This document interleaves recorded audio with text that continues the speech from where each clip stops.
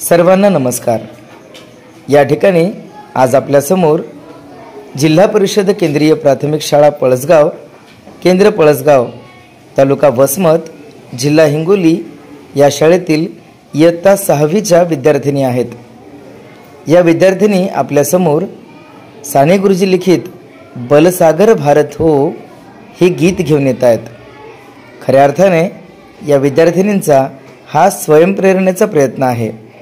कोणत्याही प्रकारचे शास्त्रीय शिक्षण न घेणाऱ्या परंतु मनातून गायनाची आवड असणाऱ्या या विद्यार्थिनींच्या आवाजात आपण या गीताला ऐकूयात। चला तर मग या गीताकडे वळूयात।